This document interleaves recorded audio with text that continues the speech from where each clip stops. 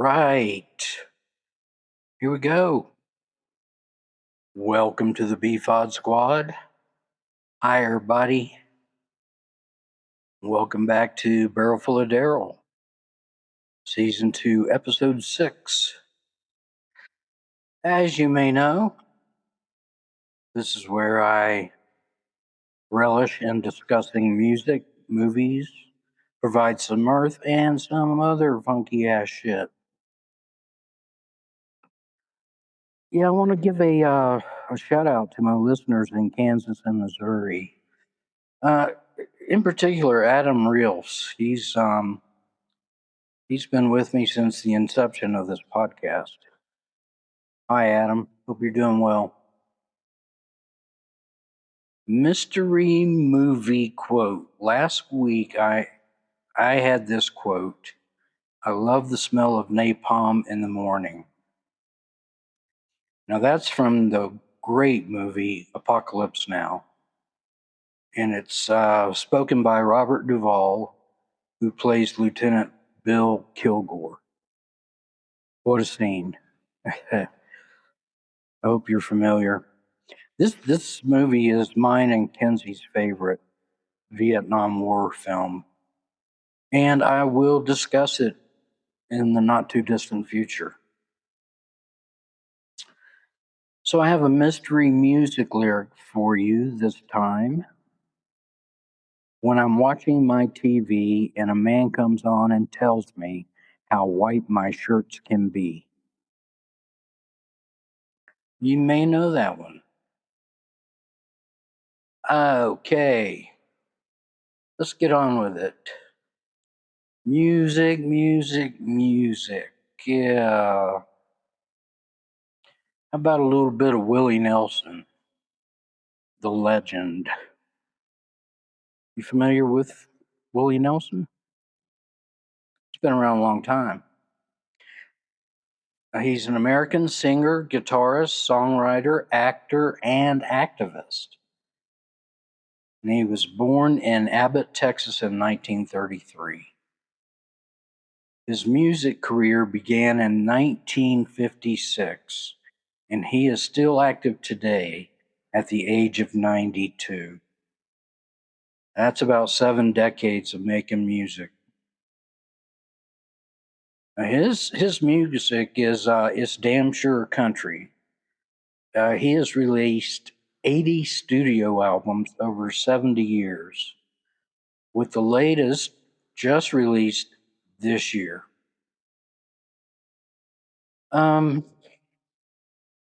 Excuse me for a second. Okay. Now that's an average of just over one album per year. Holy crap. And he's also appeared in numerous films and TV shows.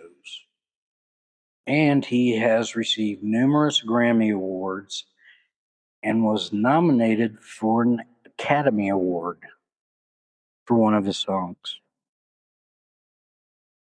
Now, his musical influences, probably won't know these names. I hope that you do. It'd be great. His influence were Jimmy Rogers, Hank Williams, who I've discussed in the past, Bob Wills, who I've mentioned in the past, and Lefty Frizzell.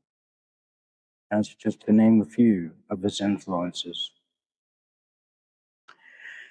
Now, after his birth, his mother left, and after remarrying, his father left as well. So he and his sister Bobby were raised by their grandparents. His grandfather bought him his first guitar at the age of 6 and taught him some chords. Now, at the age of 7, he wrote his first song, and at the age of nine, he played guitar for a local band called Bohemian Polka. 9. Now, as a teenager, he and his family picked cotton for a living. But he was not very fond of that, and he decided that he would earn money by singing in the local dance halls, taverns, and honky tonks. Now, in 1950, he joined the U.S. Air Force, but he was discharged after 8 months due to issues with his back. So then he went to Baylor University to study agriculture. And after 2 years of that, he quit and decided to pursue his music. He was a DJ at several country music radio stations located in Texas, Oregon, and as far away as Vancouver, Washington. And then in 1960, he moved to Nashville, Tennessee, where he met Hank Cochran, a songwriter who helped him to get a job as a songwriter with a label. Now, his songs, he's writing songs, and they were soon recorded, covered by popular singers such as Faron Young, Roy Orbison, and Patsy Cline.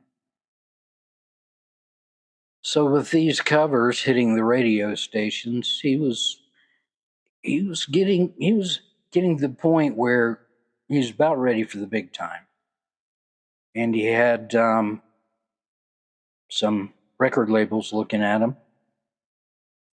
And in 1965, he joined the Grand Ole Opry, where he met and became friends with Waylon Jennings.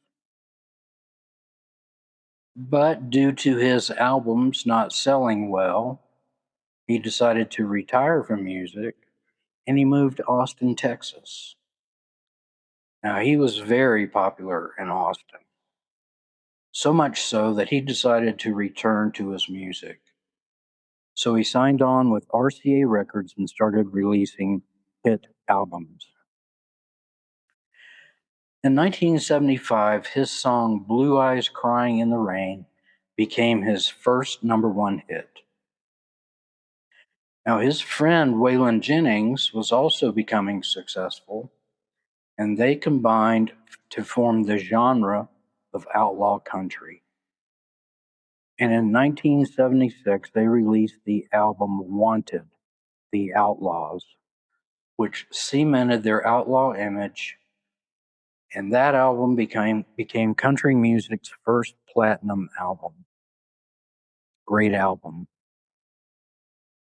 In 1978, Willie released 2 more platinum albums, Waylon and Willie and Stardust. Now, the former had a hit single, Mama Don't Let Your Babies Grow Up to Be Cowboys. And the latter, Stardust, contains basically all pop standards. Everybody's like, ooh, don't record that. You know, it won't sell anything. Turns out it did. It was a big hit. Now, Willie was a big fan of and user of marijuana. He was arrested several times for possession. But he's also a co-chair for an advisory board, NORML, normal, meaning National Organization for the Reform of Marijuana Laws. And in 2010, he created Willie Nelson's Teapot Party with the motto, tax it, regulate it, legalize it. I wonder how many joints he smoked over the years. So in 1980, during the 1980s, he continued to release albums, and he also became a member of the supergroup, the Highwaymen, along with Waylon Jennings, Johnny Cash, and Chris Christopherson. Now, you may recall in previous episodes in the segment Just Roll Tape, Kinsey and I discussed Chris Christopherson at length, and we mentioned the supergroup, the Highwaymen. Now, in 1985, Willie helped to organize the first Farm Aid concert to benefit American farmers, and he has appeared at the annual concert ever since. Unfortunately, in 1990, his assets were seized by the IRS, which claimed that he owed $32 million. Damn. Now, to get clear of this, in 1992, he released the album The IRS Tapes, Who Will Buy My Memories? And the proceeds went to the IRS as well as money from auctions of Willie's assets. Now, I'm going to wind this down, but I'll mention some of his best hit songs. Blue Eyes Crying in the Rain, Mama Don't Let Your Babies Grow Up to Be Cowboys, On the Road Again, Good Hearted Woman, To All the Girls I've Loved Before, Always on My Mind, Whiskey River, and many, many more. So be sure to check out the playlist and give Willie a good old listen. I know he would appreciate it. So, it's now time for a word from our sponsor. I'll be right back. Well, hello. My name is Madam Marmalade, and I hail from New Orleans, Louisiana, where I specialize in voodoo, the occult, and fortune telling. I'm still here in Scratch Ankle hoping to exorcise the ghost of Ricky Rabies Ray from this town. I happened to meet his ghost last week at midnight in front of the Piggly Wiggly. He was a ghastly sight to see, and it's no wonder that the townsfolk here are shitting in their britches. So, I hosted a seance last night in Minnie Mae's dining room and invited the mayor, the police chief, and Doc McDonald. After setting the scene and filling the room with a dark but pleasant aura, I began to summon Ricky Ray. It took a while, but soon the voice of Ricky Ray started coming from Minnie Mae's mouth. Lordy, I was not expecting that. I asked Ricky Ray why he was haunting the streets of Scratch Ankle at night, and he said because the sun is too fucking bright in the daytime. I told him that I understand, but what is the reason for him to haunt the streets at all? He said the rabies really fucked up his brain, and he wasn't sure why exactly. I suggested that perhaps he is lonely and missing his friends. He sadly said, I guess so.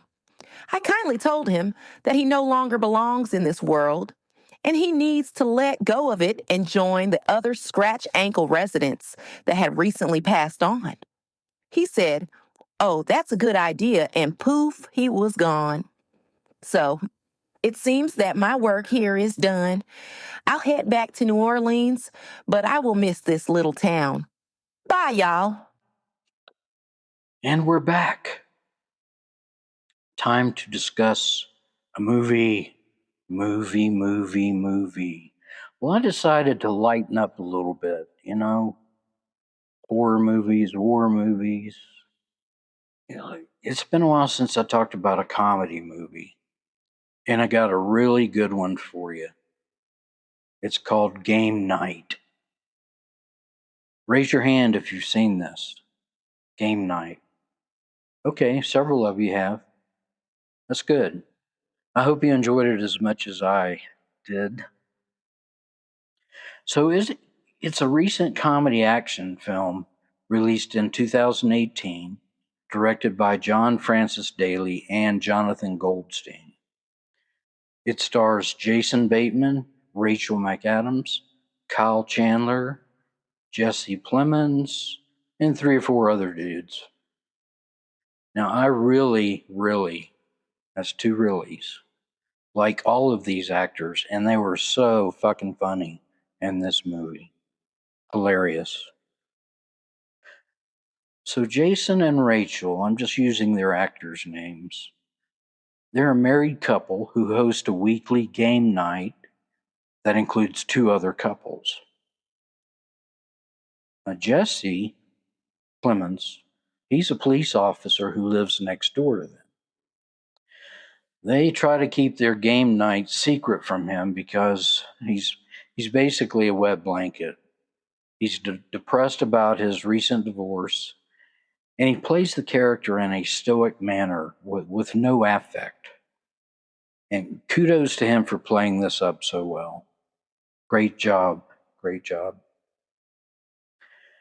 Now, in the movie, Jason's brother, Brooks, shows up and offers to host the next game night at his house. Now, Jason and Brooks, they're brothers, but they're always trying to outdo each other, and Jason always gets the shitty end of the stick.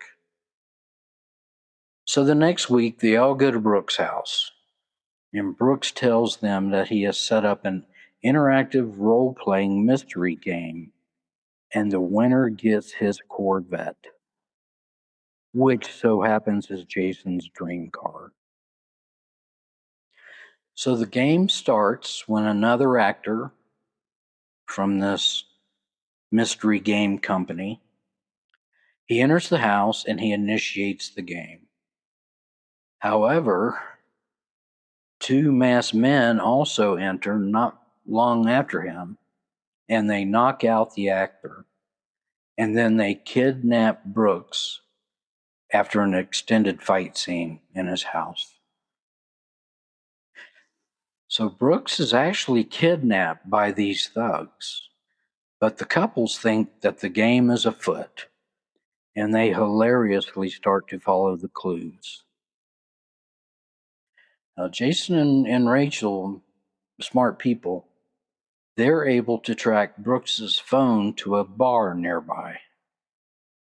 They also have a pistol that Brooks dropped during the fight, during the kidnapping, and they walk into the bar to confront the captors, who they think are still only actors. Rachel, they think the gun is a prop, and she starts waving around and giving orders. Get on your knees. Get on your hands and knees. Get on the floor. It's just hilarious. The whole time she's waving this gun around, and they're trying to get out of the way of the gun.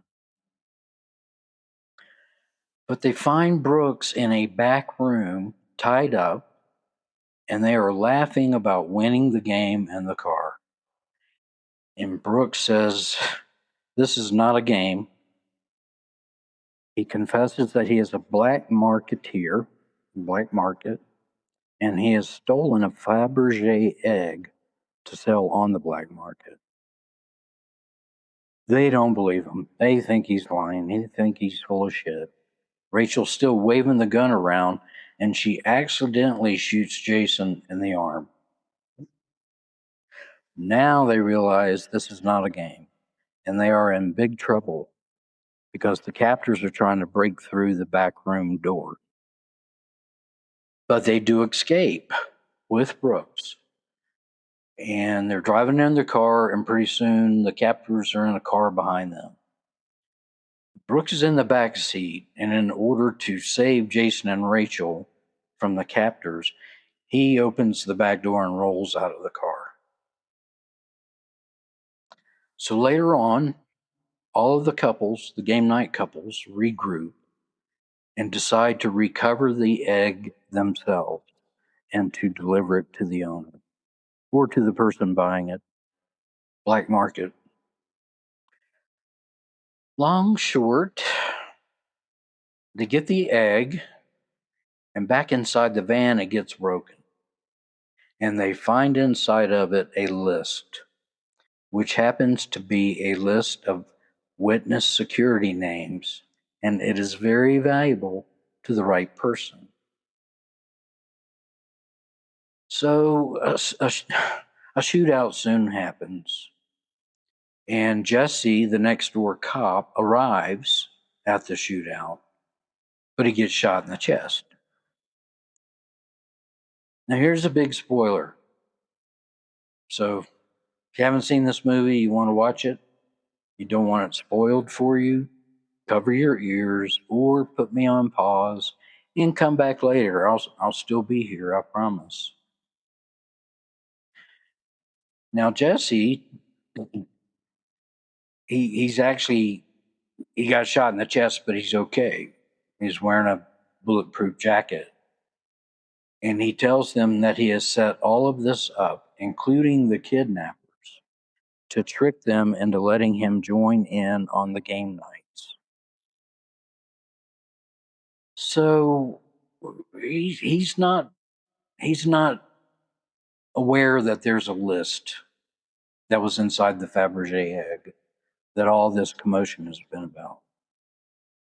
But he did have friends that he had to kidnap Brooks, but everything just went awry. Now, I've taken the liberty to leave out some important and hilarious scenes for the sake of brevity, and I don't want to spoil a lot of it for you. I want you to watch it and laugh and be entertained by this great film. Almost every scene is a riot.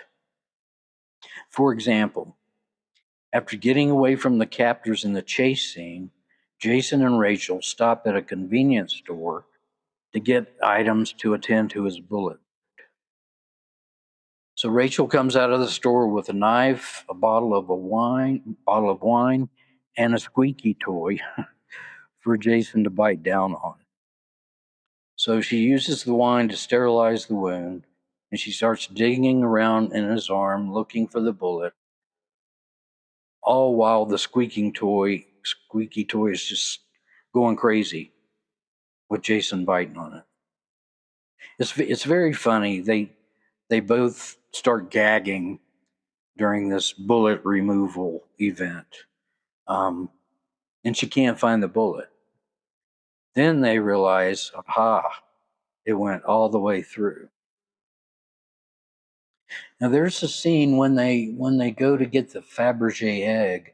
It's in a mansion, and the owner of the mansion hosts this illegal fighting matches.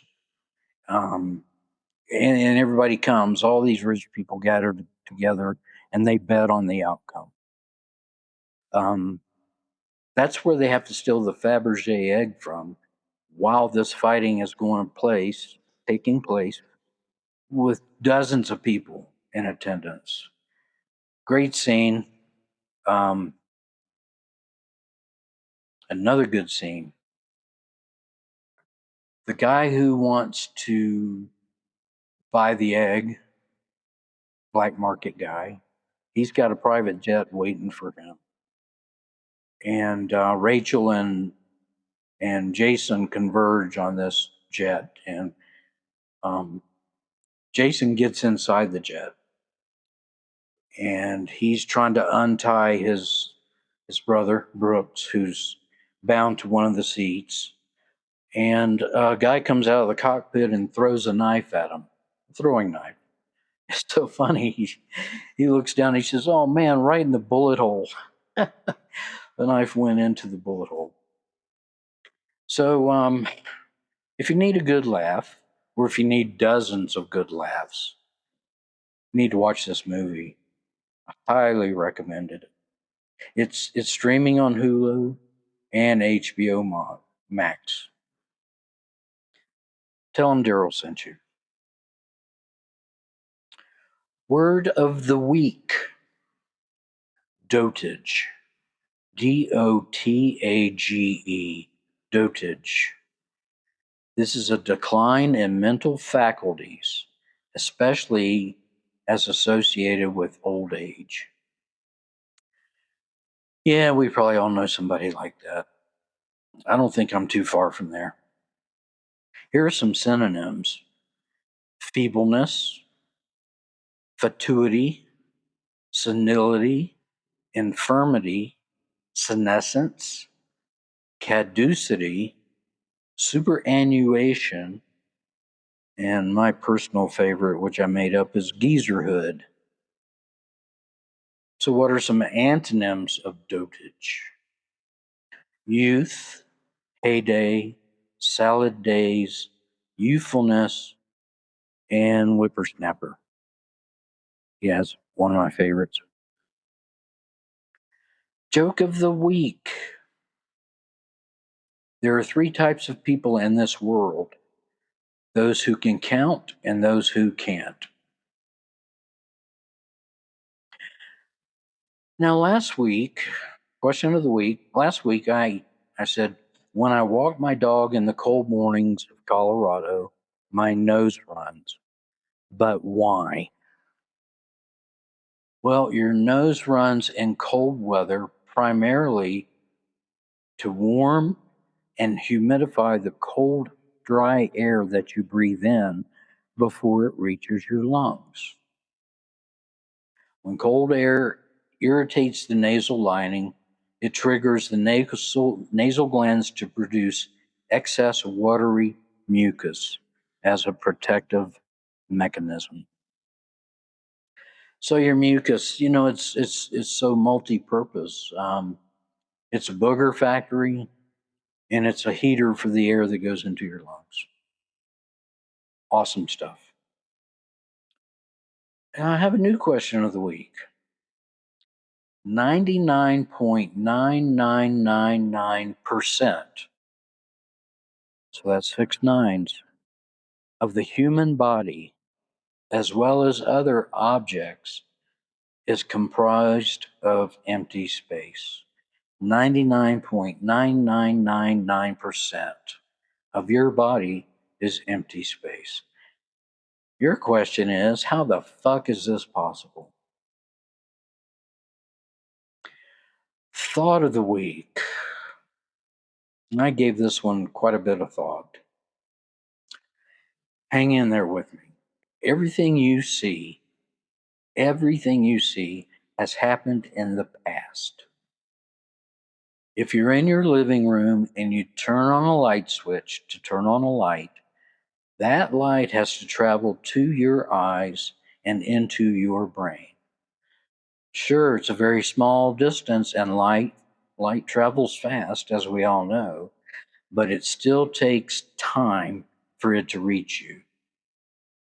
So you turn on the light, you see the light, but that's already happened in the past. Now, by extension, when you look at a star in the sky, that light has traveled millions of miles to get to your eye. And at that point, that star is likely dead. Yeah, cool shit, huh? So don't forget about the BFOD playlists that are swimming around out there. Spotify, Apple Music, YouTube, got them all. And in case you forgot, I have started a new playlist for season 2. And the links for both season 1 and season 2 playlists are in the episodes. As a reminder, you can contact me, if you're so inclined, by clicking on the send me a text button in the episodes, or directly at bfodpodcast@gmail.com. Another reminder, the podcast episodes have an option for you to support the show. Now, this is a feature that allows you to send me just a couple of bucks a month, or I think the max is 10, unfortunately. But if you're feeling so inclined, hit that button and support the show. If and only if you're loving it and you want to keep it going. I would appreciate it if you do. I appreciate it if you do not. Either way. So that's it for this episode. I hope you were entertained. I hope you had a laugh. Hope you learned something. And we'll talk about the question of the week next week. And I'll talk to you again then. Thank you so much for listening. Bye for now.